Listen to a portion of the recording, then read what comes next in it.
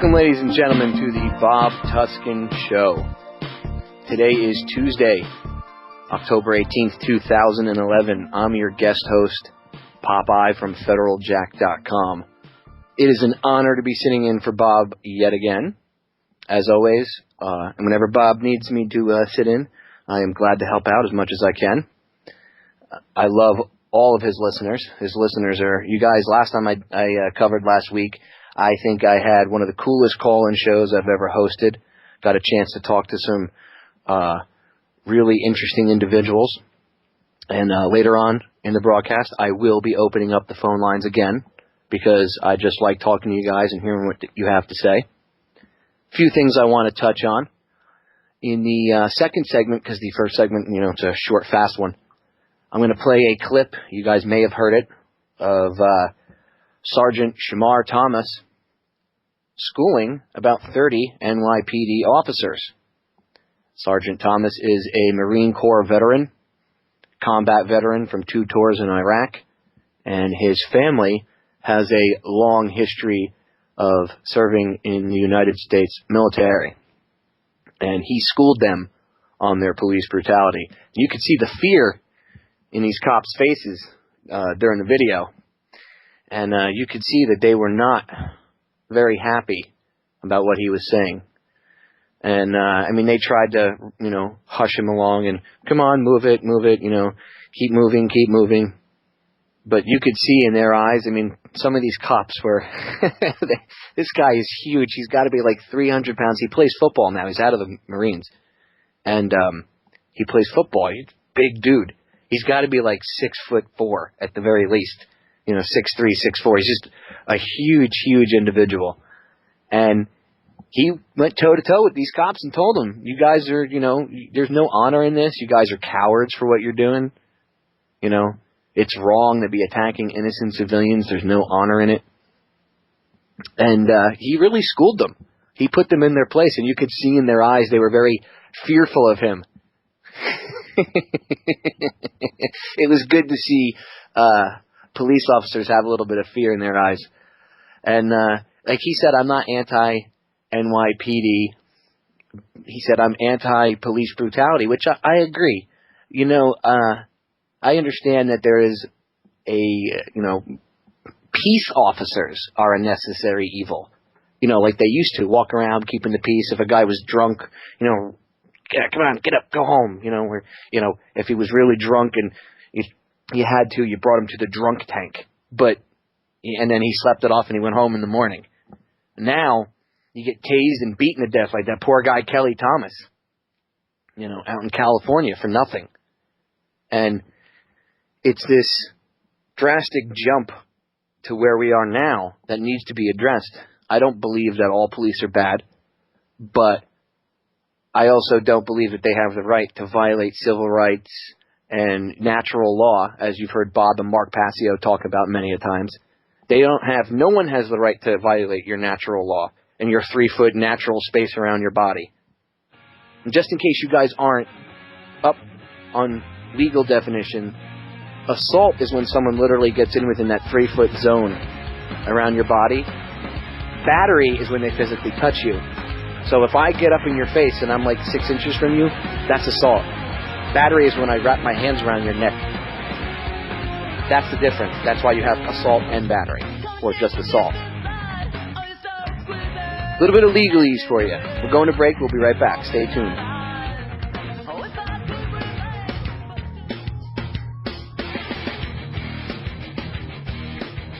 Welcome back, ladies and gentlemen. This is the Bob Tuskin Show. I'm your guest host, Popeye from FederalJack.com. Sitting in for my buddy Bob tonight. And as promised in the first segment, I am going to play the 5-minute clip of United States Marine Corps Sergeant Shamar Thomas from Roosevelt, New York, schooling a bunch of NYPD cowards. There's about 30 of them. And not one of them dared put their hands on him. It was amazing. They like to punch girls in the face. And they like to run people over with scooters that may seem kind of wimpy and liberal. But when you get some big, pissed-off Marine in front of you, things are a lot different. So it's amazing. It goes to show you how tough these guys really are. Now, about a minute and 30 seconds in, I'm going to turn the sound down for a couple seconds and talk over it, only because he swears a couple times in it, and out of respect for Oracle, I do not want to play that over the airwaves. I am a guest host, and it is a respect thing. So, listeners, it's not that I'm trying to blur out free speech, but Oracle does broadcast on FM and AM affiliates, so it's a respect thing. Anyway, here is Sergeant Shamar Thomas schooling the NYPD. Have a good night, guys. You see it, baby. They don't lie. Let's go. They don't lie. He's pointing to his medals on his chest. They don't lie, tough guy. This is not a war zone. This is not a war zone. These are unarmed people. It doesn't make you tough to hurt these people. Let them know. It doesn't make you tough to hurt these people. It doesn't. I don't care. I don't care about these people. I put in my work. It doesn't lie. It does not make you tough to hurt these people. There's nothing tough about it. Nothing. If you want to go fight, go to Iraq and Afghanistan. If you want to be here hurting U.S. citizens. Where is that in the contract? Where is that in the contract? Leave these people alone. They're U.S. citizens. U.S. citizens. U.S. citizens. U.S. It does not make you tough to do this to them. It doesn't. Stop hurting these people, man. Why y'all do this to our people? I've been to Iraq 14 months for my people. You come over here and ignore them. They don't have guns. They don't have guns. They don't. Why are you hurting these people? It doesn't make any sense. It doesn't make any sense. How do you sleep at night? There is no honor in this. There is no honor in this. There is no... And that's where I have to mute it for a couple seconds, because he says there is no honor in this crap, except he doesn't use the word crap. And he continues to go off on them, and you should see their faces. And we're back. These people! No honor! How do you do this to people? How do you do this to people? How do you sleep at night doing this to people? How do you do this to people? How? You're here to protect them! You're here to protect us! Protect us! Why are you hurting U.S. citizens? This is the United States of America! Why are you hurting people? If you want to go kill and hurt people, go to Iraq.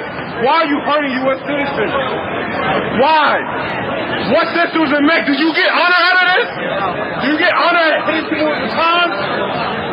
Is that what you get? Why are you doing this? We gotta walk down the block and wait for police. This is unbelievable that y'all are doing this to people. That y'all are doing this to people. Come on, let's go. You can hear the cops. Come on, keep moving. But that's all they can say to this guy. They don't touch him, and they won't even look at him in the face while he's talking to him. Cowards. Why are y'all doing this to people? No, I know that everybody's not bad. Why are y'all doing this to people? Y'all walk around in riot gear like this is a war. These people don't have guns. It's crazy. How can I get that crazy when y'all are hurting people that are protected? My whole family protected this country. I understand, but I'm not out here trying to hurt these people. I'm not walking around trying to hurt them. Your history was in Iraq with you. Now, at that point, what you just heard, I was in Iraq with you. Some little pig-faced cop walks up, little road-town guy walks up, and he says, I was in Iraq with you. Now, who knows? Maybe the guy was in Iraq. Kind of has the stare, 1,000-yard stare. Kind of looks like maybe he was. But that's not an excuse to hurt anybody. Okay, that's not, so I was in Iraq, so that means that we can hit people now. That's nothing. He was trying to, you know, rebut what Sergeant Thomas was saying. And then Sergeant Thomas schools this guy. Listen what he says. Why do you allow this? Why are they walking around trying to hurt people? Let's go, folks. And then all he says is, keep him moving. Keep him moving. Looking at him like he's some sort of tough guy. First of all, this sergeant would have floored this guy with, like, the blink of an eye. Let's get that straight. Second of all, tough guy realizes that his argument of, I was in Iraq with you, didn't work. Doesn't really work, does it? Keep walking. Please, I'm asking a nice this walk down the block, please. And I can't speak. Y'all want to shut me up. Y'all want to shut me up. Why are y'all walking like there's a war going on? Nobody has guns.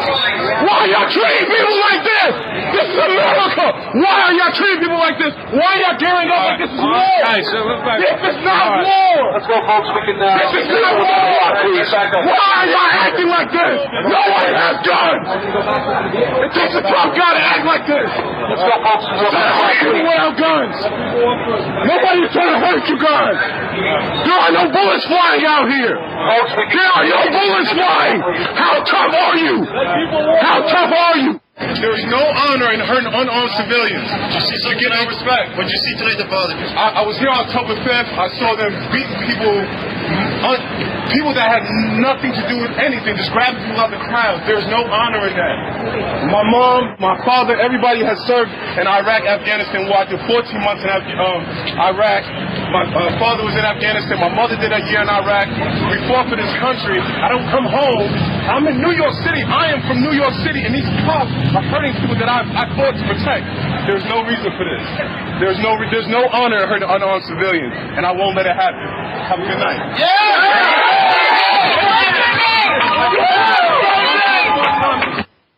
There you go. Brother Popeye. Just to add a little bit of perspective here, his background. Well, he walked up to these police beating on people.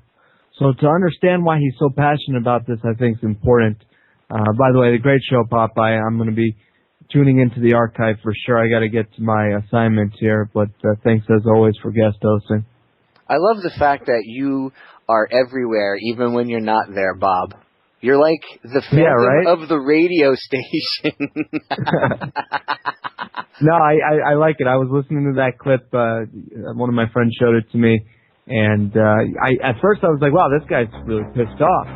But then she told me, she said, he just watched these cops beat on people. So there was a reason for his passion, and I applaud him. Popeye, have a great show, buddy. I hope you guys call up Popeye and give him hell. Gee, thanks, Bob. Ladies and gentlemen, we're going to break. We'll be back in a few minutes. Stand by. You don't want to miss the rest of the show.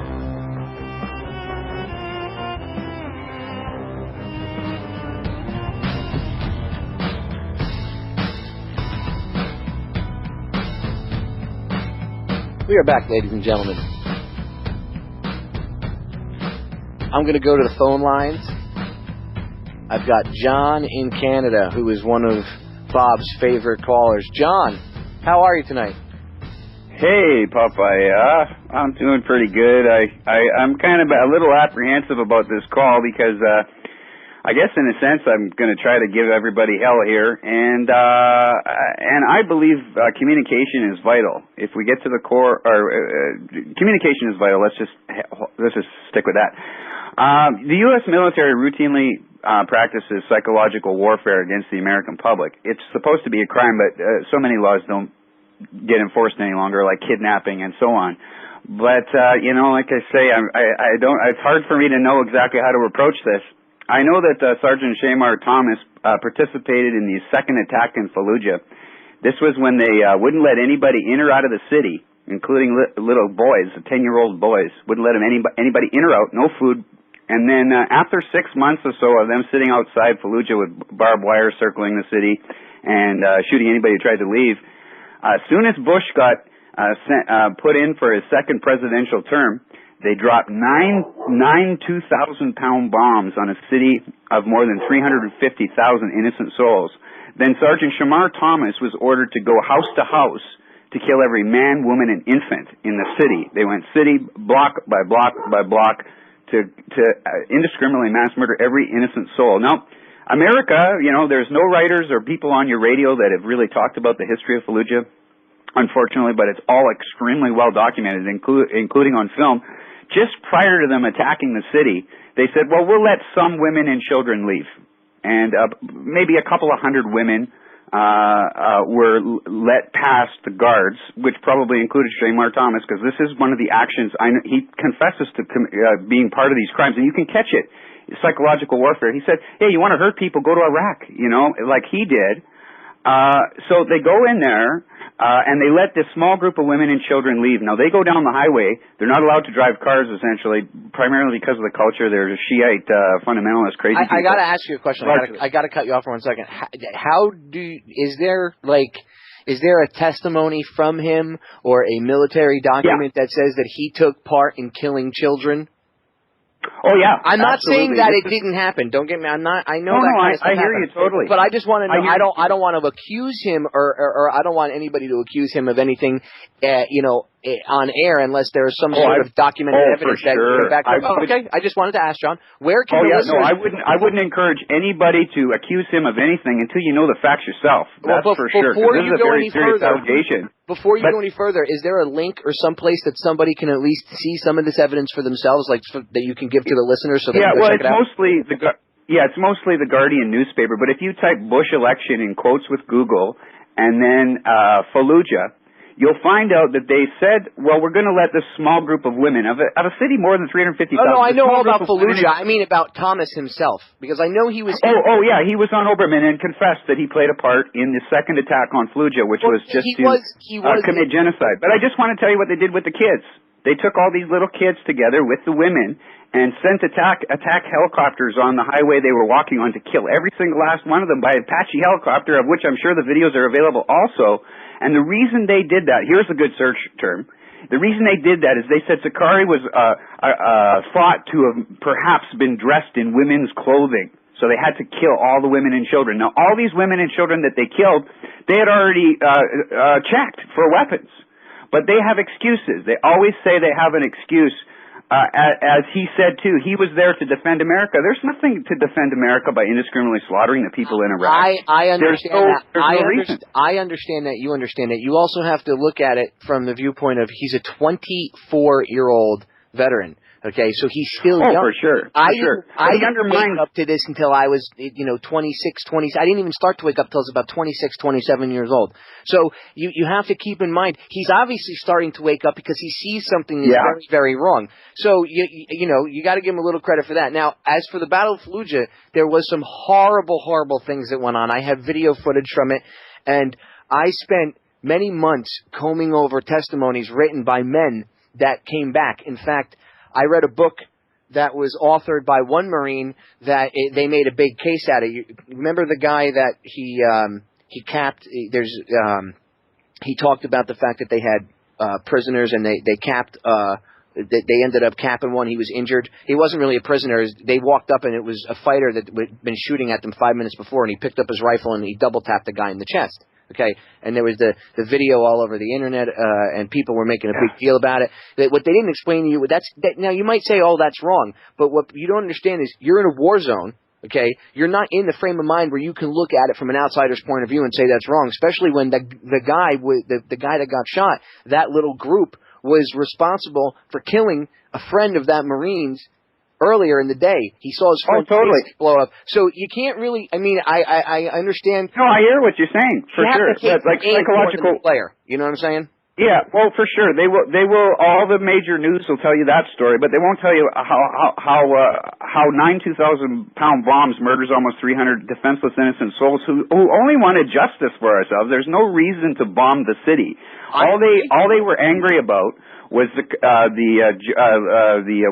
the Jura government there, had said Sakari works for you guys. All he does is kill Iraqi children. And then before Sakari was finally snuffed out, he did make a claim, an oath, that he never had and never would attack American military forces. Please let him continue. He killed countless children, 38 children in one shot, where the American military had just finished building the power station with newly laid cement, and somehow magically he was able to put explosives just right under where the American Marines, with bullhorns, screamed out for the children to come and get free candy. And then the soldiers slowly backed off, and they poured the candy in the street, and all the children went around the candy, and then they all got blown up, and 38 children were murdered, and the grunts go, yeah, it was Sakari. Well, how? This is what the government of Fallujah was saying. How is it that this guy only kills little kids, and you say he's living here, or we want to get him ourselves?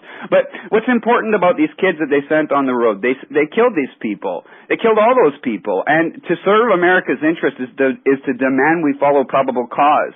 Shamar Thomas, he can't plead ignorance on this. He knows that they've mass murdered all these defenseless innocent souls, but he does give it to us. He says, you want to hurt innocent people, do what I did. Go to Iraq and drop 9 2,000-pound bombs of radioactive toxic waste on a group of people that just wanted justice for ourselves. They just wanted to get Sakari. You know, Sadler is the guy who commanded all these war crimes, and now they're saying, hey, incidentally, the same kind of mentality. Hey, we got a green light now to it, or Israel claims it's got a green light to attack Iran. That's a war crime. If they attack Iran, that would be indiscriminate mass murder. To say it's a green light is a form of psychological warfare too. That somehow it's been expressed by higher ups or the intelligence in our military affairs that attacking Libya makes any sense because Gaddafi's doing everything that's asked of himself, just as Saddam did also. What do these soldier grunts want? Well, they did the same in Samara. Samara said you can have control of the whole city. You got to understand something. Samara, lastly, can I do one more quick story? But you got to. Samara. I got it. You're going to have to wait till the next break. Look, well, it's done. Samara, they said, hey, you can take complete control of the city. You don't have to bomb ourselves. But they don't have the literacy. They don't understand how municipal government affairs work, so they just indiscriminately slaughter the people in Samara and also the church services in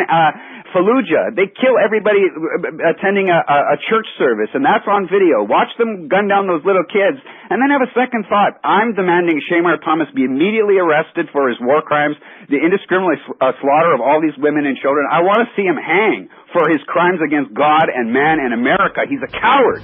You know why? Because he blames all those cops. He doesn't say this particular cop hit this woman, I want to see him in jail right now. He says all the cops are bad. They're all trying to do their job there. He doesn't isolate a single...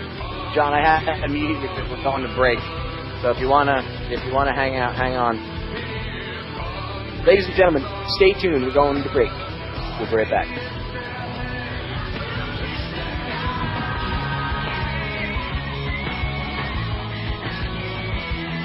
John from Canada was fired up last segment, and as always, John, brings his point to the table. I do have to disagree with the fact that you can't call Shamar Thomas a war criminal unless you know he committed war crimes. That's a blanket statement. Not every Marine and soldier is a war criminal. Not every sailor and airman is a war criminal. I'm a veteran. Does that make me a war criminal? Does that mean that I killed babies? No, I didn't kill any women and children and babies, so we shouldn't be accusing them of stuff. Now, the Battle of Fallujah was messed up, yes, but there's a lot of stuff that went into that. It wasn't that the military just went in there for fun and wanted to destroy and kill everything. I mean, I read books from guys that ranged from guys that were conscientious objectors that were there and stuck there, to guys that fought on the ground and their friends got killed next to them. And there was a lot of one of the common things that was in there was that there was a lot of foreign fighters in that city, and they were doing a lot of the foreign fighters while the Marines were sitting on the outskirts of the city, they would get screwed with. Okay, you got to remember, Smedley Butler talked about it about how the United States Marine Corps is really nothing more than the enforcement wing of the United Fruit Company. Back when he was alive. Well, it's still the same thing to this day.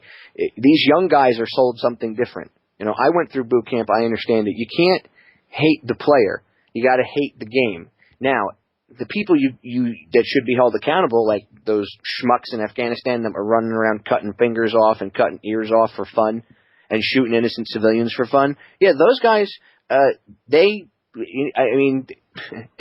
they did get charged accordingly by the Uniform Code of Military Justice, and if they were found guilty during a time of war for certain things, you can be hung.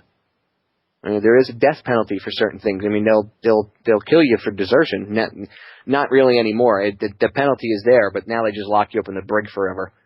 But they will come after you. They just locked up like a 68-year-old guy that was a Navy deserter from like 40 years ago. He's been on the run for like 40 years, and they found him, and they locked him up to serve his jail time. Gave him a court-martial and everything. Talk about a waste of money.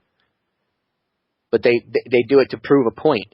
Because if they don't, then, other people will be like, hey, I'm going to leave. Nothing happened to this guy. So they make an example out of him, even though he's 68 years old. I mean, is it really necessary to court-martial someone? No. or well, at least let me rephrase that. Is it really good to court-martial somebody that's 68 years old? I mean, come on. That's like putting my dad in jail. Unless he's a murderer or, some sort of cannibal that eats children or something, I really don't agree with, locking him up. That's just more tax dollars at waste and everything else. Anyway, we shouldn't blame randomly everybody. Now, if there are people that did commit war crimes, then they should get treated accordingly. But to randomly blanket blame everybody is just as bad as saying, like if you're a conservative and you don't like the lefties, if you buy into the whole left-right thing. Okay, when the left tries to when they make blanket statements, when they say if you're against Obama, you're racist. That's the same thing. That's the same thinking. You can't have blanket thought like that. And you can't, logically, you can't be against one group doing it, but then do it yourself. I mean, it is physically possible, but it's not logical, to quote Spock, okay? It wouldn't be logical to do that. That's like bitching someone out for partaking in an ad hominem attack on you or something, or, producing a red herring fallacy, or a straw man argument, and then going and doing it yourself. How does that saying go? Those in glass houses should not throw stones, something like that. So try not to do the things that you go after somebody for. That doesn't help your situation. I'm going to go to Beverly in South Carolina, who has been ever so patiently waiting on the phone. Beverly. Hey, ever so patiently cooling down on the phone.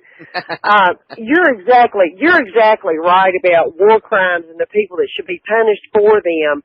I think it was, if I'm not mistaken, I think that Joe Kennedy came under suspicion quite a while back for his funding of the Nazis. And I think Prescott Bush, there was some suspicion about him as well. But what I wanted to say was, I've been reading a couple of books. One I'm in the process of reading right now, and I think it's an excellent book. And it is by William Cooper, and it is called Behold the Pale Horse. And in the very first chapter is Silent Weapons for Quiet Wars. And he explains everything so well that a child can understand it. And another book that I read recently, I didn't agree with everything that he said, but it was by Robert Baer, and it was The Devil That We Know, or The Devil We Know. And it was all about the different types of Muslims. It was focused heavily on Iran.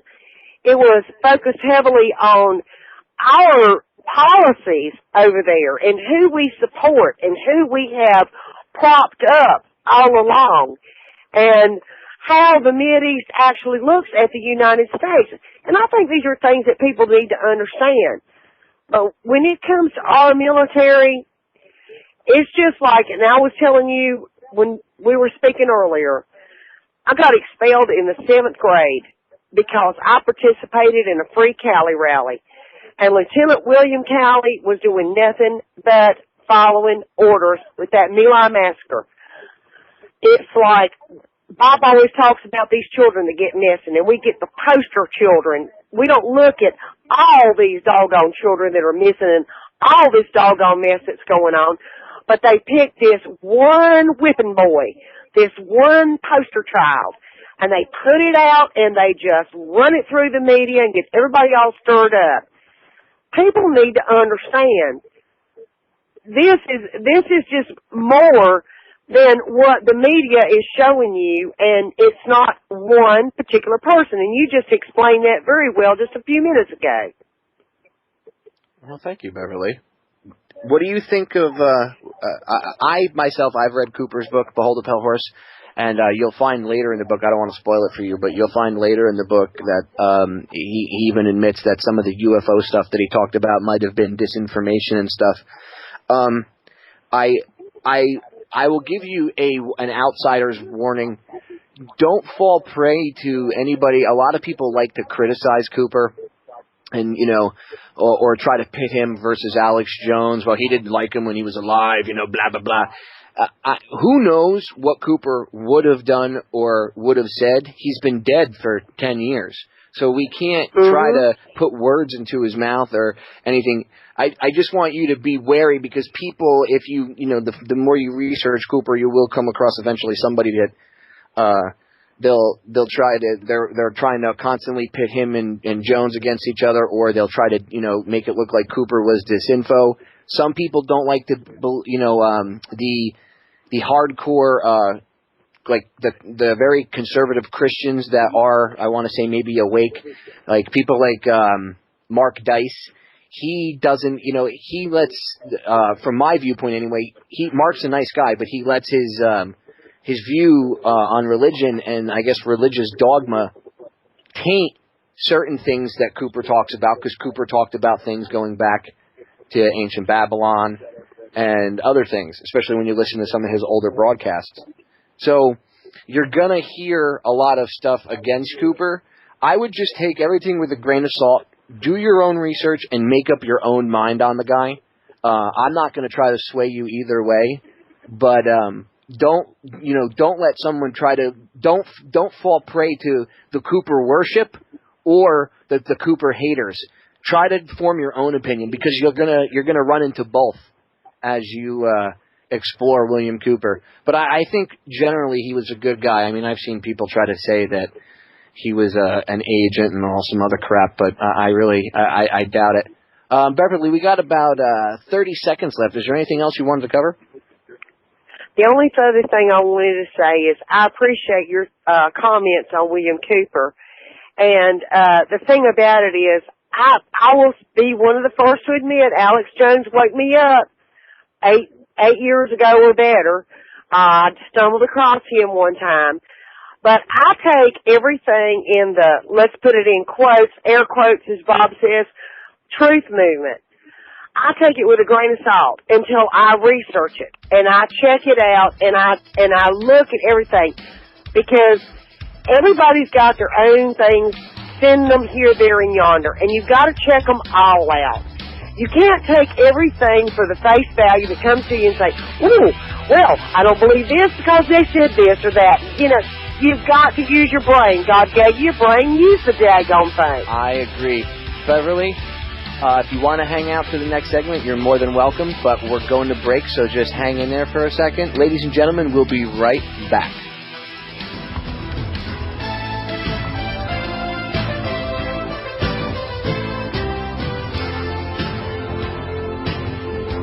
Music makes me wonder if Bob put it on to remind everybody of an 80s montage. For some reason, I just picture, the group could be, fixing a house up or something, or, working on a van or a car. I think Bob does a little skit where he said it reminds him of exercising or jogging or something like that. Even I mentioned it reminds me of the opening of Rocky, running up the stairs, taking swings with your hoodie on. Kind of funny. Anyway, I'm going to open up the phone lines, I guess officially now, just in case the listeners don't know the call-in number already. Some of you do. 1-866-841-1065. One more time. 866-841-1065. Feel free to call in. We'll chat. Get your opinion on things, what's going on in the world. Talk about what's going on in Iran with this fake movie type plot that, even their own intelligence and law enforcement community, like the FBI, is saying, we don't think so. So this is even the mainstream media has had to admit that most people on the inside don't think that there's any meat and potatoes to any of this. But before I get into anybody else's call, John from Canada, I had to cut him off, and he wanted to know if he could rebut what I said, so I'm going to bring him back on so he could give a little rebuttal really quick. So go ahead, John. You're on. Hey, right on, Popeye. This is what it's all about. For sure, soldiers take an oath to God and country, and we have Lieutenant Watata who says, I'm not going to sacrifice my fellow grunts for a causeless war. There's no reason to kill people in Iraq. You're a coward soldier who doesn't defend your fellow brother by saying there's no reason to bomb these people. Saddam's given us 100% access to do whatever we please. By bombing the country lowers our ability to move freely about. They could have walked all the soldiers in as inspectors. They had a plan, though, you know, and so war crimes are cause and effect. You isolate what's the intent, what's the criminal intent of the soldier who doesn't let any food or water in his city. They're never shot at for 6 months, and then as soon as Bush gets elected, now I said, like 9 2,000-pound bombs. Watch them shoot little kids running from a church. Know what a real patriot is. A real patriot is a soldier like Lieutenant Watato. He says, I'm not going to kill little kids.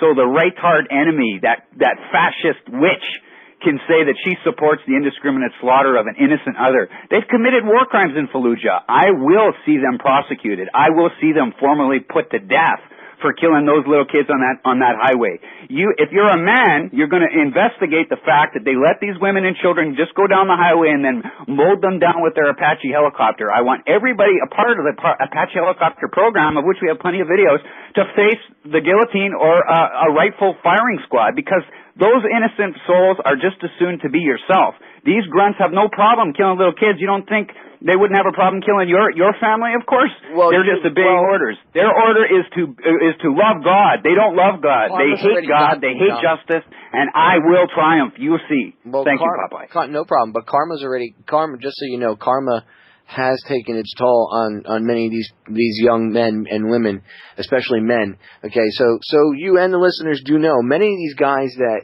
in the heat of the movement did atrocious things. Many of them have taken their own lives because they could not deal with what they became when they were over there.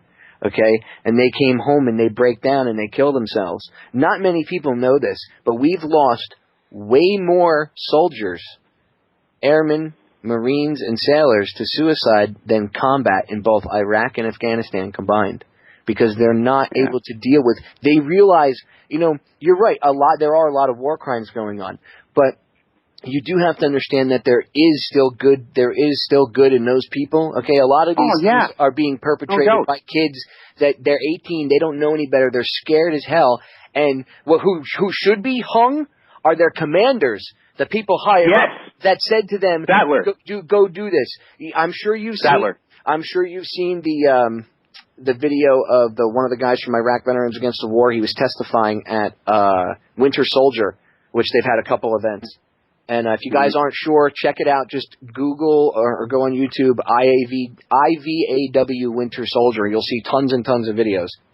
I've uploaded them hundreds of times to different Vimeo accounts. There's probably about 300 or 400 different videos up there with all these testimonies. And he says that the one guy's talking about, he says, look, you know, our I think it wasn't his squad leader, because that's too far down. I think it was either the platoon leader or maybe it was a first sergeant. I can't I don't even want to say it was an enlisted officer or an officer. I want to say it was probably a non-commissioned officer, you know, like an NCO, like a sergeant or something, or a staff sergeant. But I digress. Anyway. He said that one of the higher-ups, and I don't remember exactly who it was, but he had offered a 4-day pass to whoever got his first kill via stabbing, via K-bar knife. And I agree that, you know, I mean, in a time of war, you do need to be aggressive, but I agree that doing that to our men and women, our children, because that's what's being sent over there is 18-year-old kids. And that's why they come home, they're all screwed up, and they get drunk, they do drugs, they kill themselves, they OD, they hang themselves, however they do it. And the government doesn't care about them because they'll just move on to the next fresh 18-year-old body and so on and so forth. So, yeah, I totally agree with you that there are certain people that should be held accountable. Not every soldier did stuff like that either. There are guys that I know that, you know, they said, I'm not doing this. They threw their weapons down. They said, I'm not killing women and children. And the guys that did kill women and children for no reason at all, and they're, you know, even if they're still walking around and they're okay with it, well then, yeah, they should be rounded up, and if found guilty, then the death penalty should apply to them without a shadow of a doubt. But I don't want to blanket blame every soldier, airman, Marine, or sailor, because I myself served. And I know that not everybody is bad. You got to remember, the military is also compartmentalized. So they don't even know, a lot of times, like the cruise missiles, for instance, when a cruise missile gets launched from a ship, it's controlled by the ship until it gets over land. Once it's over land, there's a land-based station somewhere that picks up that cruise missile, okay, and then flies it into its target. And to them, it looks like all you see is this little video game-like screen because it's a little camera.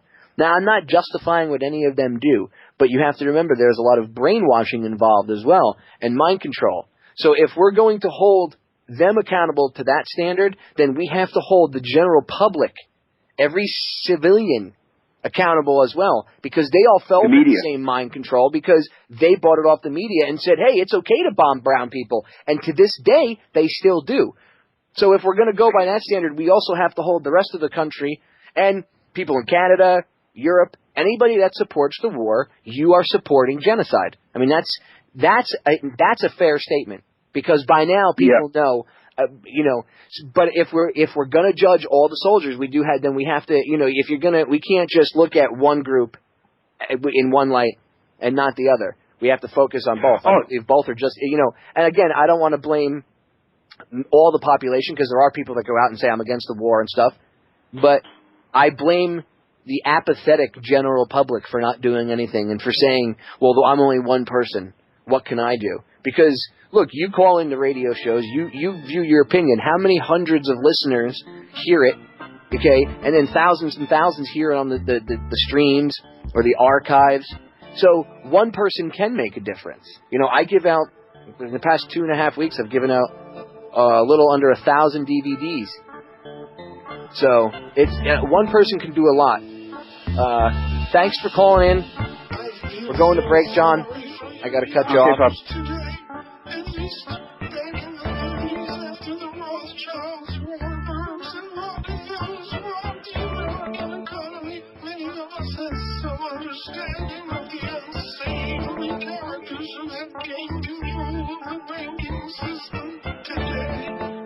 Totally infiltrated your media, academia, your Congress, and have left not a trace of the truth to be told. That's why I'm so glad I can give into the Bob Tuskin radio show. The Bob Tuskin radio show.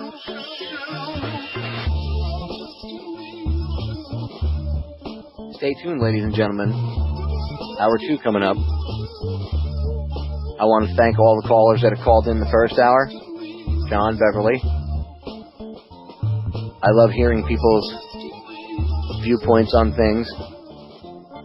It's the only way to have an intelligent conversation. Doesn't mean you have to agree with every point made. But that wouldn't make for a good conversation, would it? If we both agreed on everything on 100%, that would be a quick 5-second conversation. There would be no intellectual thought going back and forth. All right, ladies and gentlemen, here we go. We'll be back in a few minutes. The Bob Tuskin Radio Show. In these unpredictable times, you can never be too prepared. Mentally, physically, financially, agriculturally. Real people, real problems, real activism. Welcome to the Bob Tuskin Radio Show with your host, Bob Tuskin.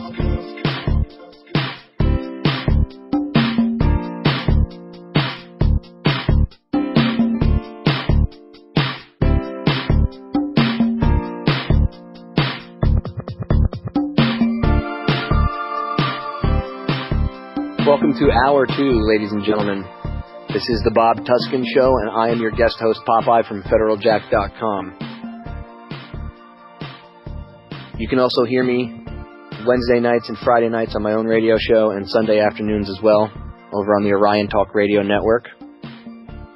And if you're busy listening to an Oracle broadcast at the time, that's cool.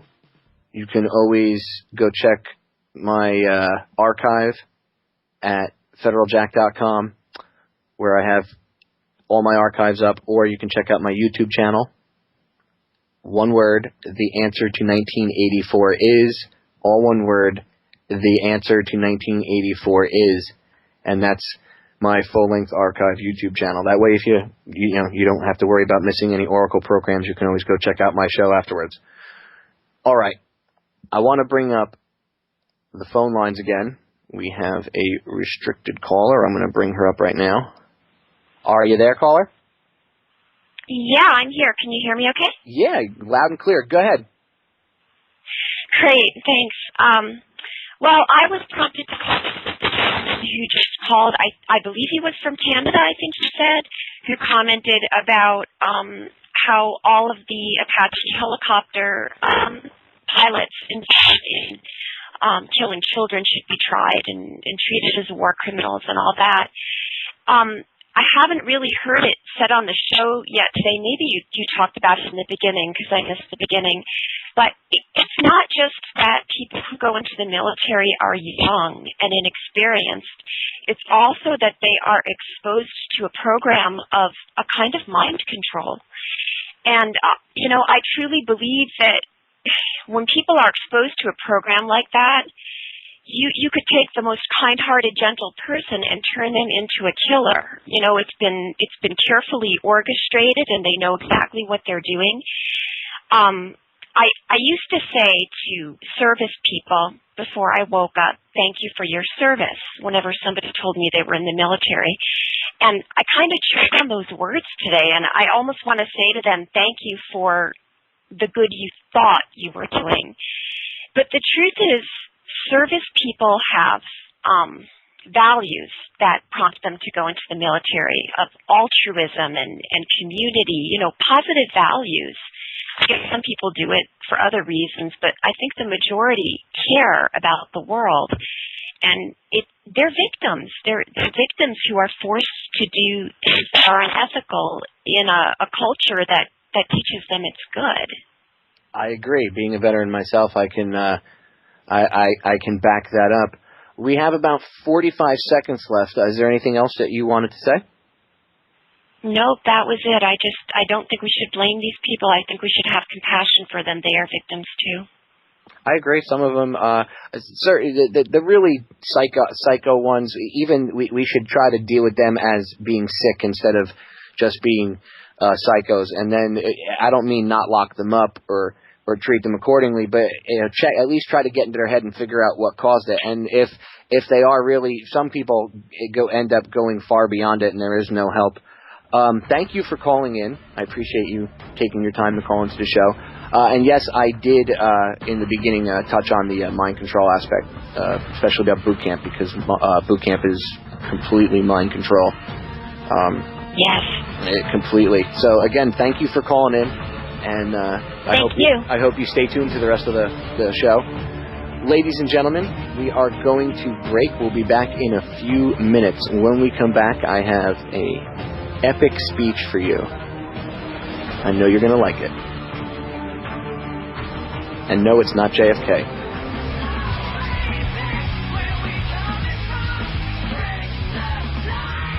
Welcome back, ladies and gentlemen. As promised, I have a speech queued up for you. This is by Dr. Dahlia Wasfi. And it's got a little bit of music behind it because it's somebody, they put it together, but the music kind of goes with the words of what she's saying. I recommend you actually see the full video that it came from. YouTube user The Paradigm Shift. And I believe the title is What They Don't Want You to Know About This War. Or the Iraq War, or something like to that effect. I've also got a copy uploaded on one of my YouTube channels too, which is under the title "What They Don't Want You to Know About the War." But the original creator of it was not me. I re-uploaded it, and the original guy, his name is The Paradigm Shift on YouTube, which I suggest you subscribe to his channel. Guy's an excellent, excellent filmmaker. Anyway, without wasting any more of your time, because it's a tad long, I want you to hear Dr. Dahlia Wasfi's speech. Here it is. Check it out. We have an obligation to every last victim of this illegal aggression because all of this carnage has been done in our name. Since World War II, 90% of the casualties of war are unarmed civilians, a third of them children.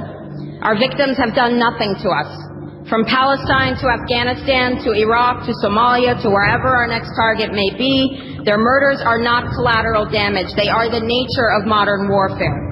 They don't hate us because of our freedoms. They hate us because every day we are funding and committing crimes against humanity. The so-called war on terror is a cover for our military aggression to gain control of the resources of Western Asia. This is sending the poor of this country to kill the poor of those Muslim countries. This is trading blood for oil. This is genocide, and to most of the world, we are the terrorists. In these times, remaining silent on our responsibility to the world and its future is criminal. And in light of our complicity in the supreme crimes against humanity in Iraq and Afghanistan and ongoing violations of the UN Charter and international law, how dare any American criticize the actions of legitimate resistance to illegal occupation? Our so-called enemies in Afghanistan, Iraq, Palestine, our other colonies around the world, and our inner cities here at home are struggling against the oppressive hand of empire, demanding respect for their humanity. They are labeled insurgents or terrorists for resisting rape and pillage by the white establishment, but they are our brothers and sisters in the struggle for justice. The civilians at the other end of our weapons don't have a choice, but American soldiers have choices. And while there may have been some doubt 5 years ago, today we know the truth. Our soldiers don't sacrifice for duty, honor, country. They sacrifice for Kellogg, Brown, and Roots. They don't fight for America. They fight for their lives and their buddies beside them because we put them in a war zone. They're not defending our freedom. They're laying the foundation for 14 permanent military bases to defend the freedoms of ExxonMobil and British Petroleum. They're not establishing democracies. They're establishing the basis for an economic occupation to continue after the military occupation has ended. Iraqi society today, thanks to American help, is defined by house raids, death squads, checkpoints, detentions, curfews, blood in the streets, and constant violence. We must dare to speak out in support of the Iraqi people who resist and endure the horrific existence we brought upon them through our bloodthirsty imperial crusade. We must dare to speak out in support of those American war resistors, the real military heroes who uphold their oath to defend the Constitution of the United States against all enemies, foreign That'd be the IVAW. those terrorist cells in Washington, D.C., more commonly known as the legislative, executive, and judicial branches. Frederick Douglass said, "Those who profess to favor freedom and yet depreciate agitation are people who want crops without plowing the ground. They want rain without thunder and lightning. They want the ocean without the roar of its many waters." The struggle may be a moral one, or it may be a physical one, or it may be both, but it must be a struggle. Power concedes nothing without a demand. It never has, and it never will. Every one of us will keep demanding, keep fighting, keep thundering, keep plowing, keep speaking, keep struggling until justice is served. No justice, no peace. No justice, no peace. I agree 110%. No justice, no peace. But without freedom, you don't have justice. That's one of the biggest problems. A lot of people, when they try to have a conversation about things, well, people can get their idea around, their head wrapped around the idea of justice. Everybody wants justice. Well, without justice, without freedom, you won't have justice. You'll have some tyrannical form of something they may call justice, but you won't have true justice. You need freedom to have that. You need people to be able to, face their accusers like we used to be able to before the Patriot Act. You used to be able to face your accusers. They used to require evidence. That doesn't exist anymore. And if you think it's bad over here, look what we've done to other countries. And now those soldiers came back here, some of them, that may not have seen the error of their ways or that have PTSD or whatever, and they usher them into jobs in the police department.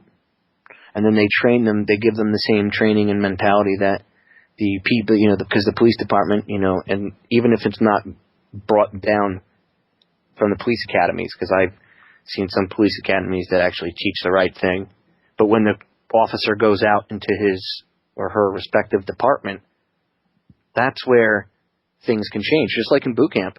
I've seen people in boot camp that were AJ squared away, and once you got out into the fleet, they were crap bags, for lack of a better term. And they couldn't, they couldn't keep their stuff together.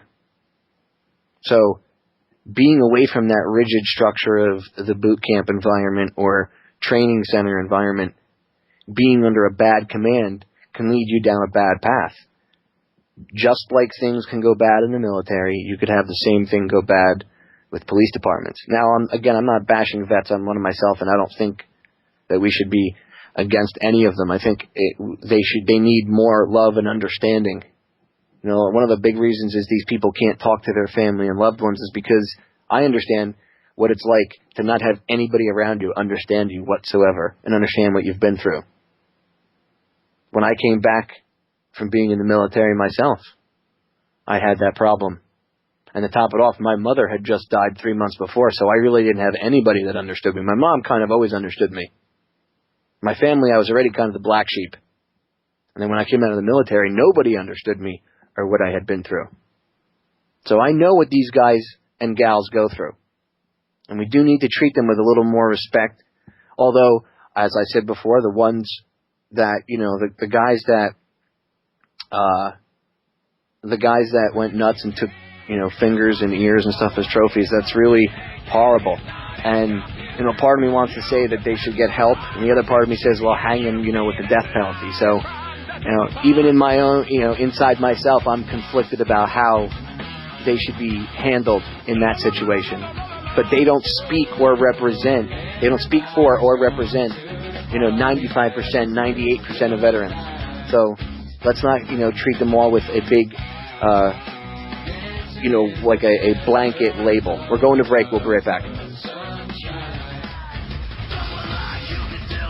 Veterans Committee leaders all open to VA cuts. Title of the article I was reading during the break in Air Force Times. The top leaders of the House and Senate Veterans Affairs Committees are willing to cut funding for the Veterans Affairs Department in hopes of averting across-the-board cuts in federal spending, i.e., they won't take a pay cut, God forbid, even though I don't even think that was actually on the table, but they won't cut defense spending or money to be given to foreign governments like Israel, or maybe future bailouts. Give bonuses to the bankers, but they're going to cut our veterans benefits, which are weak as it is, okay? And you have to fight to get them. I had to fight for over 5 years to get what I've got. Ridiculous. Okay? The VA already operates on a shoestring budget. Now, if they want to cut money from Veterans Affairs, you know how you could do it? There are plenty of buildings that they pay millions of dollars a year for that are sitting vacant because they have asbestos in them or for whatever other reason. And they just, they pay to have groundskeepers walking around. So if you're going to close something or take money away, you can close those buildings. But that's not what they'll do. They'll keep that useless crap. And they'll take away things like the funding for, having a good prosthetics department that can make a prosthetic leg and order everything that the veteran may need because his legs got blown off and he's stuck in a wheelchair. Or the wheelchair. Or certain operations they won't do anymore. Or they just won't build a hospital. Or they'll stop funding something that's already in transition. And I'm not saying veterans deserve anything, special. But we kind of, I guess in a way maybe I am. It's a contract. We signed a contract with the government. Their part of the bargain is they have to take care of us if we get hurt. They always try to say veterans abuse the system. It's such crap. It's the people inside the system that abuse it. You should see what these VA employees do. Okay? So that kind of waste I can agree with. If you could cut back, you could do so wisely, but that's not what they're going to do. Basically what they're saying is they don't want to cut money and funding to the military-industrial complex. So they'd rather screw veterans because they don't care. And then listen to this. I mean, this pisses me off when they write this. We believe no constituency better understands the challenge America faces, and no constituency is better suited to, again, lead by example by putting country first. Screw you. Okay? That's a joint letter signed by 4 top Democratic and Republican members of the Veterans Affairs Committees, which one of them, her name is Senator Patty Murray. She's a Democrat from Washington. She's the Senate Veterans Affairs Committee chairwoman. She also happens to be one of the Committee of 13. So she just said, as part of this committee, now there will be no debate on the floor about this. Nothing. They're going after the veterans, and you watch, now they're going to go after Social Security and everything else.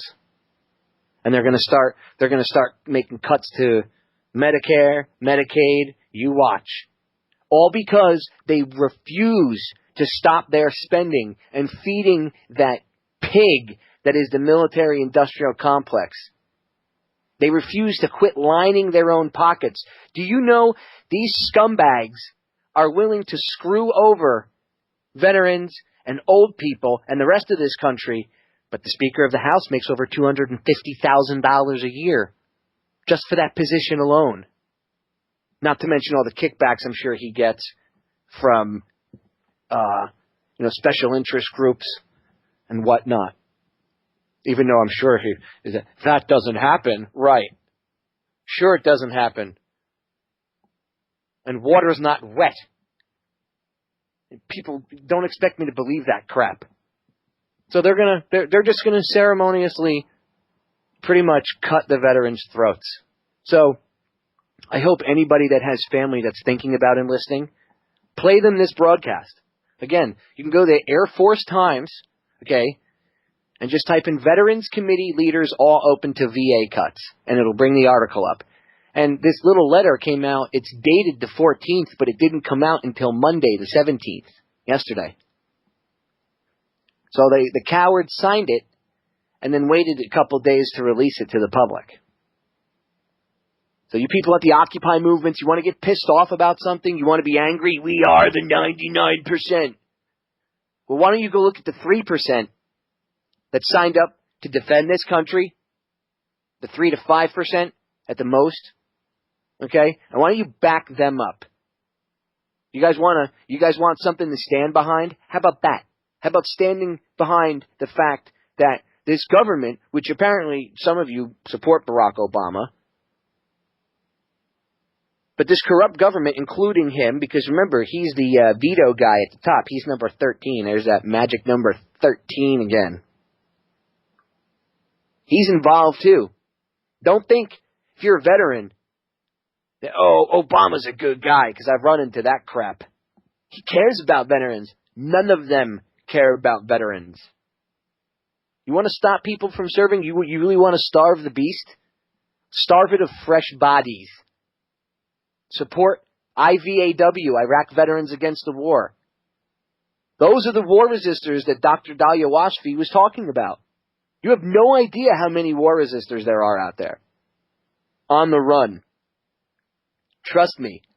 Thousands. I'm not making that number up. Thousands of war resistors on the run. Support them. These people are resisting deployment in illegal wars. They're standing up for their oath, which is what they're supposed to be doing. Go check out ivaw.org. Okay? Just check out their website. You don't have to donate. I'm not trying to be a spokesperson for them. Go on YouTube, type in IVAW, and listen to the testimonies of these guys that were willing to come forward. And I know vets that have bashed them and said, oh, blah, blah, blah, blah. These are the same morons that would have bashed the Vietnam vets for coming forward. You know, some of the ones that did come forward. And I'm not talking about John Kerry. I think all that stuff anything that he did was done for political aspirations and for Anything he would have been involved with, I think, would have been handled at the very least. So I don't believe that crap. And I don't support Jane Fonda. I think Jane Fonda should be actually tried for war crimes, considering she is responsible for POWs being tortured to death. If you don't know the story about that really quick, she happened to be in a North Vietnamese prison camp, and when she went around and she met a couple of the prisoners, they had each taken a piece of cloth, written their service number on it, and they handed it to her. And when she was done, she had them all collected in her hand, turned around, and deposited them into the hand of the prison commander, who then beat them, and I think 2 or 3 of them died. You could look the story up. But yeah, so she's responsible for the death of prisoners of war. So I don't support her either, but that doesn't mean I have to support bombing innocent people anywhere in the world. I don't support it. I don't support people losing their civil liberties here in the country, and I don't support people's human rights being violated anywhere. And I'm tired of being part of this cog in the machine, as it were, supporting this. People need to get angry and stand up. Don't be keyboard commandos either. Posting stuff on Facebook and Twitter isn't good enough. You got to get out and tell people and educate people. Do screenings and stuff.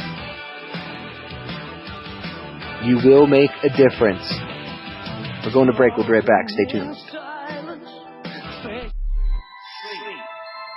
asleep. Obey. When he looks at it with his eyes, it's what we see. When he looks at it with the sunglasses, we're seeing the same things all the way through, the subliminal symbolic that you couldn't see. Obey, no independent thought, don't think for yourself. I wear my sunglasses at night so I can watch you weep and breathe your storyline. Obey, no independent thought, don't think for yourself. Maybe if they're going to make cuts anywhere, they should. I mean, obviously they should start with what they spend on the military, but they won't. That's why they made the super committee, because there was too much arguing in Congress. Well, that's the point of Congress. So let's just go around the Constitution altogether, and yet I don't see anybody at Occupy Wall Street talking about the super committee. We're pissed at Wall Street. Red herring. You're wasting your time. Now I'm getting mad at some of the Occupy protesters, because a lot of the people that show up are well-meaning, but there's people out there that are purposely trying to divert this in a certain direction, just like the Tea Party was diverted.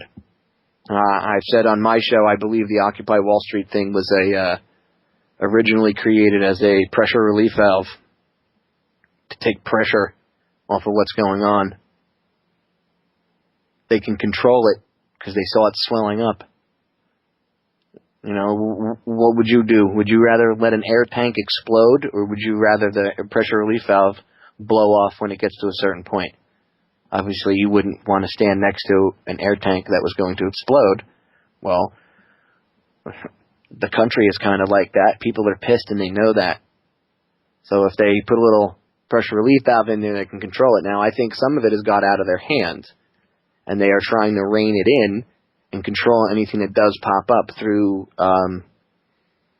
certain methods.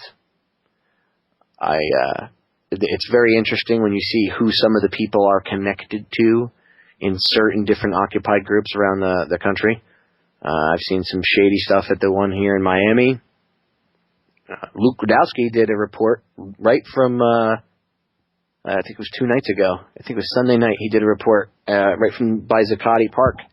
And apparently a certain group of individuals had decided to meet up with somebody from the New York Times, and they decided that they were going to give what they considered to be their message to the New York Times, and that was going to get printed in yesterday's paper.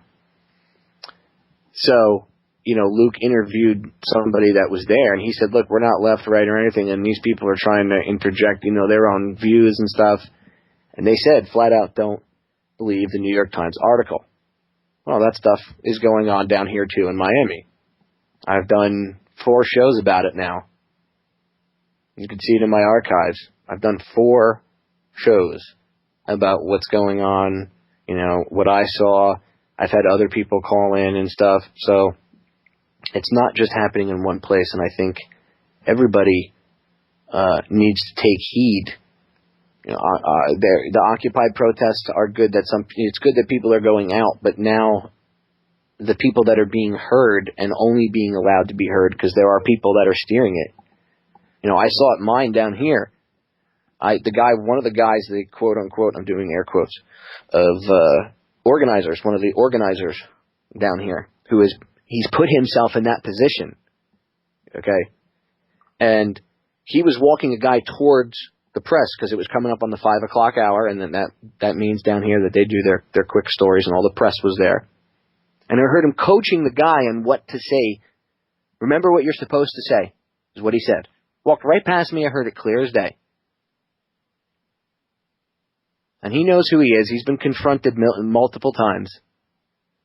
He knows he knows that people are onto him. This is the same guy that'll come up to certain people and they'll be engaging in conversation with, there's a lot of hardcore feminists showing up, and as soon as you say, well, that girl and that girl, we are women, and they got to start a fight with you over that, and they try to, it's almost like they're purposely sent over, being useful idiots to create some sort of straw man argument. And then this guy and one other dude who now, since being called out on my show by somebody on one of my shows last week by somebody who knows about the New World Order and stuff, a local activist, he has not shown up to any more events, no more General Assembly meetings. He has not been down there at the Tent City down at Government Center. So very interesting. But these two would come up, and they would, if say the feminists came over and started a fight with somebody, whether it be a female, but usually they would pick the guys to start fights with. And, again, contrived almost. It would almost be like a horrible B-movie script if it weren't real. And they would argue, and then he would come over and go, let's talk man to man. Don't talk like that to a female. Trying to chest up and be tough in front of the girl, but at the same time not offend her femininity, I guess, her feminism. Femininity would make her more of a girl, as, I guess, her feminism, her, ridiculous. And that's very shady behavior, and this guy has a history of doing this kind of stuff. Anyway, I don't want to digress too much into it. The point is, you have to be watchful of these people. Occupy LA, there was a guy saying the Constitution needs to be rewritten, it's too old, and there were morons in the crowd that agreed with him.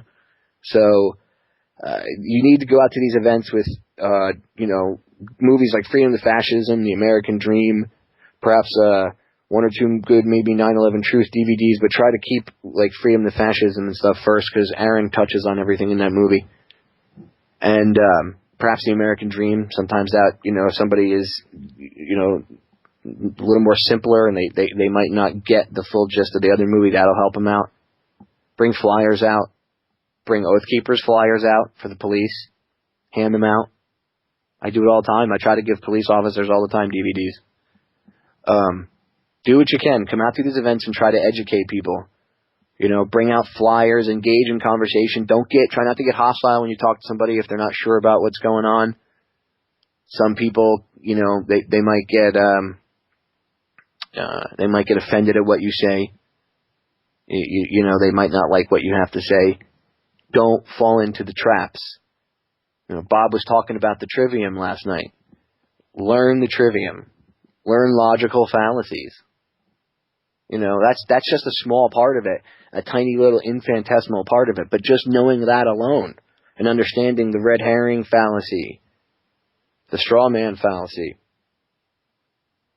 you understand those two just by themselves, and ad hominem attacks.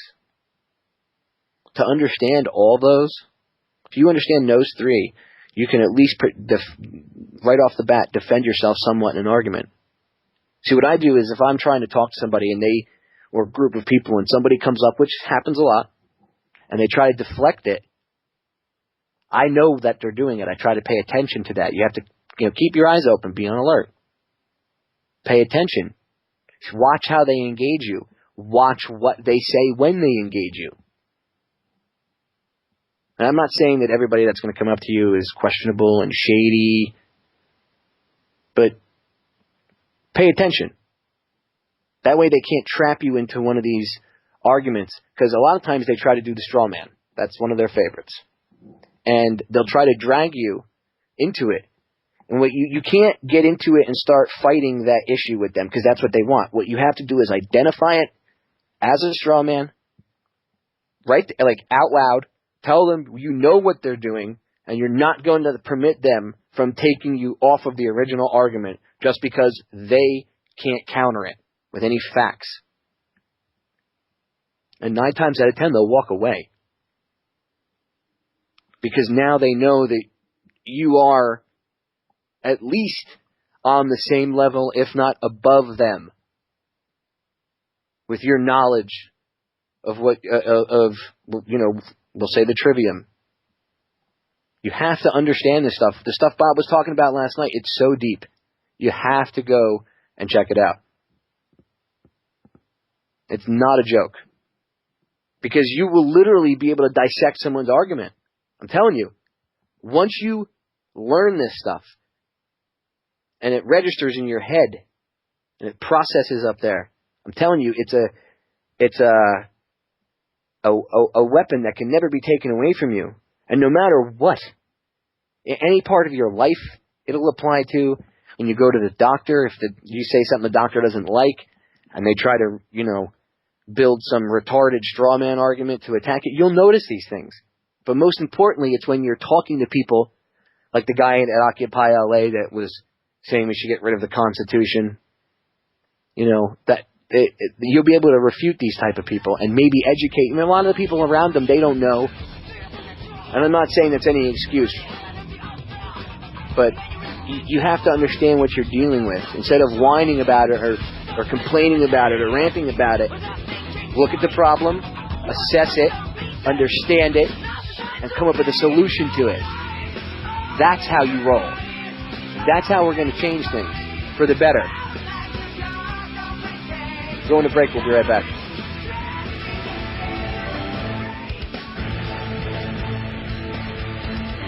Final segment for today's Bob Tuskin show. I want to thank you all for listening, hanging out with me. I think Bob's got some of the coolest callers I've ever had the pleasure of conversing with. Whether or not I agree with everything everybody says, at least people interact and get involved, and I like that. It makes for good conversation. Like I said, it's very boring when everybody agrees. Sometimes it's good to have a differing point of view. Stir up the pot a little bit. Again, I want to thank all of you guys for listening today and hanging out with me. Please go check out what Bob was talking about, the trivium. Very important stuff. But I'm going to give you guys a list of books I want you to check out. And I do this to my listeners on my show. And some of you that listen to my show will probably have heard me say this before. So if you guys are hearing me repeat anything, I'm not doing it to make your ears bleed.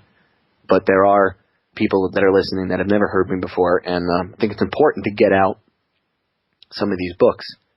Because after all, you can have it in ebook format, but if they light off some sort of EMP weapon, and it could be the Illuminati, somebody we piss off because we invaded their country, who knows?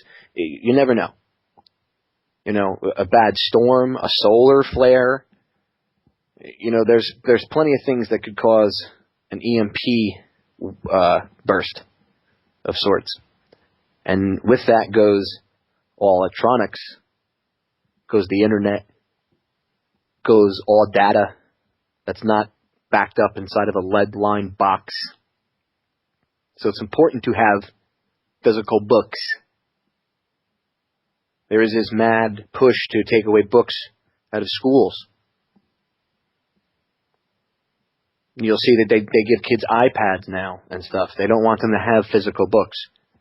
They can electronically change the content. It's harder to do that with a physical book. All the more reason physical books are important. I am a book collector, as are Many other truth seekers that I know collect books as well. But I'd like you all to, as Bob says, get out your crayons.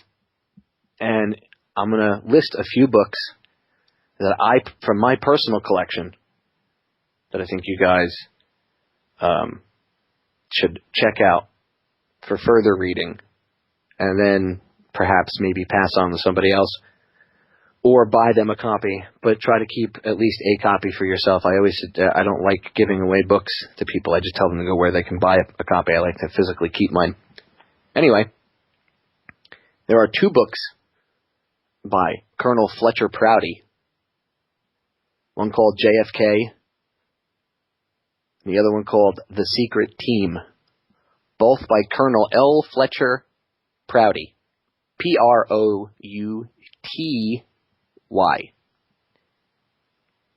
The Secret Team will help you understand how the CIA controls all other government agencies and other things, even down into city level, and much more. JFK speaks for itself, and Prouty had inside knowledge about certain things. Another great book by Robert Wilcox called Target Patent. And if you go to federaljack.com and scroll down on the right-hand side, you will see a widget that says Radio Show Archives.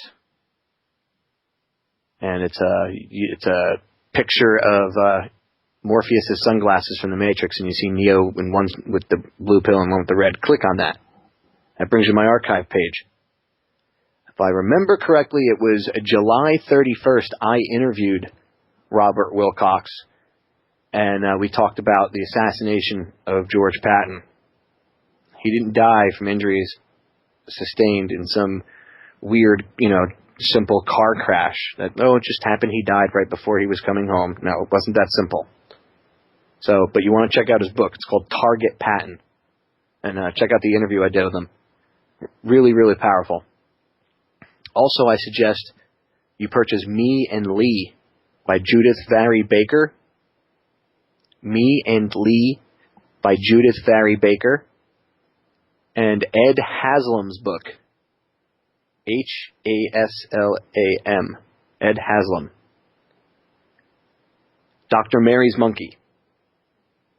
So you can understand what's going on with the cancer epidemic that we have today. You've heard, I'm sure some people have heard Jones rant on his show where he talks about cancer and the vaccines. This kind of shows you what he's talking about. He doesn't really get into it too much. Ed's book gets into detail about what they did and what happened and what was going on with the polio vaccine. It goes all the way back to the 50s. Very, very, very good book. And a good book for you to get to understand from kind of an insider's point of view by Manly P. Hall is The Secret Destiny of America. And he wrote 2 books, and that has both of them in it. The one that the copy that you'll end up picking up now, it's got both his works usually in one. It's called The Secret Destiny of America by Manly P. Hall. And then one of my personal favorites, None Dare Call It Conspiracy by Gary Allen. The book's 50 years old. It's very short, but it'll give you a quick rundown on the Communist Revolution and who really wrote the Communist Manifesto. Interesting. The manifesto was Weishaupt's writings rewritten pretty much.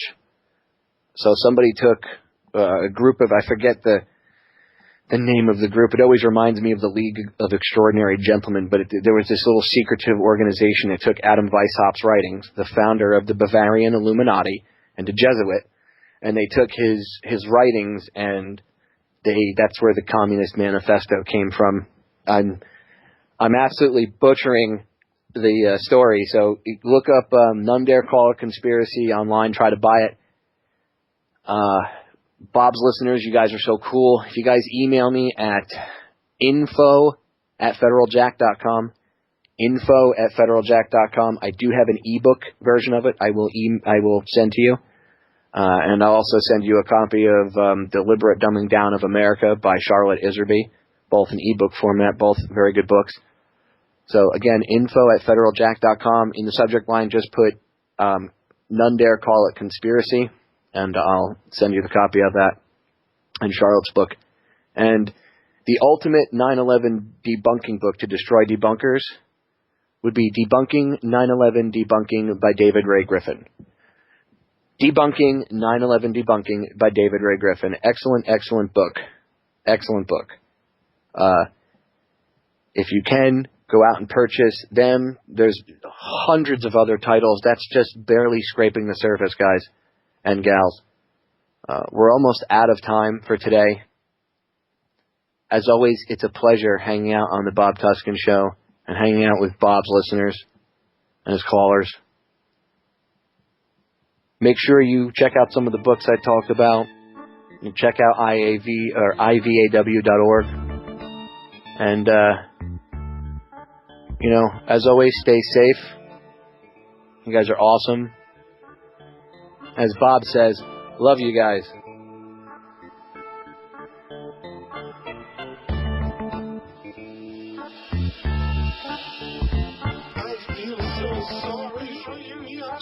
Today, at least back in the 30s after the Rothschilds, Warburgs, and Rockefellers robbed the American economy, many of us had some understanding of the unsavory characters who had gained control of the banking system. Today, they have totally infiltrated your media, academia, your Congress, and have left not a trace of the truth to be told. That's why I'm so glad I can tune into the Bob Tuskin Radio Show. The Bob Tuskin Radio Show.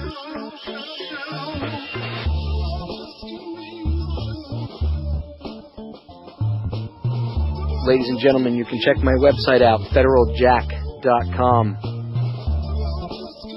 My YouTube channels, Federal Jack Tube number 6. Federal Jack Tube and the number 6, all one word. And my full-length channel, The Answer to 1984 is,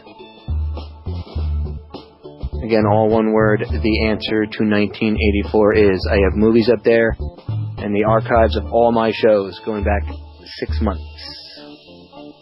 Thanks for listening. It's been a pleasure. I'm out.